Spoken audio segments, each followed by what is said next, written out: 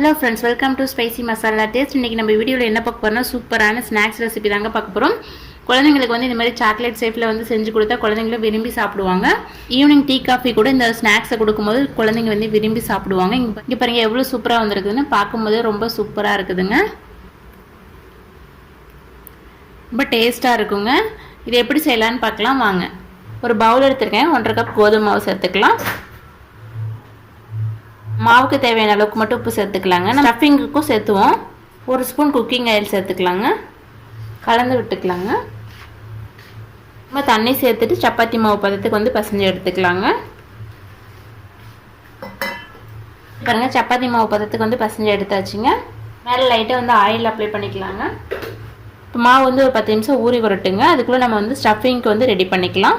ஒரு பவுல் வச்சுருக்கேங்க. 3 உருளைக்கிழங்கு வந்து வேக வச்சு வச்சுருக்கேன், அதை சேர்த்துக்கலாங்க. இதை நல்லா மசிச்சு விட்டுக்கலாம். இது பாருங்கள், நல்லா மசிச்சு விட்டாச்சுங்க. ஒரு பெரிய வெங்காயத்தை எடுத்து கட் பண்ணி வச்சுருக்கேன், அதை சேர்த்துக்கலாம்.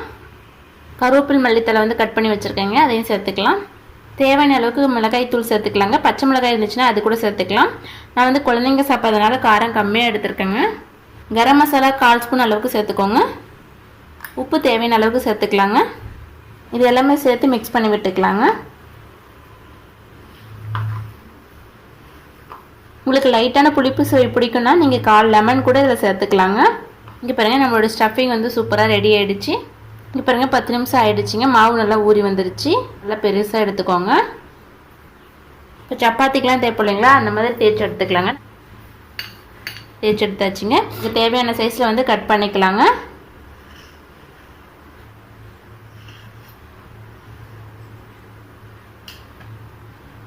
இங்கே பாருங்கள், இதில் வந்து ஸ்டஃபிங் வச்சுக்கலாங்க. இப்போ வந்து இந்த கார்னரை வந்து மடித்து விட்டுக்கலாங்க. இதுமாதிரி லைட்டாக வந்து தண்ணி அப்ளை பண்ணிக்கோங்க.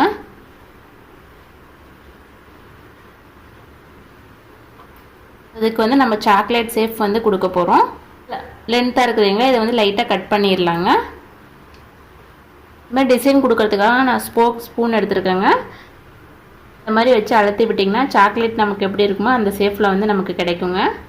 இங்கே பாருங்கள், இதே மாதிரி மீதி இருக்கிறதையும் செஞ்சு எடுத்துக்கலாங்க. பாருங்கள், எல்லாமே இந்த மாதிரி சாக்லேட் ஷேப்பில் வந்து செஞ்சு வச்சாச்சுங்க. இப்போ எண்ணெயில் போட்டு பொரிச்சிக்கலாம். அடுப்பை வச்சுட்டு கடாய் வச்சு எண்ணெய் ஊற்றிருக்கீங்க. எண்ணெய் சூடாகிடுச்சு.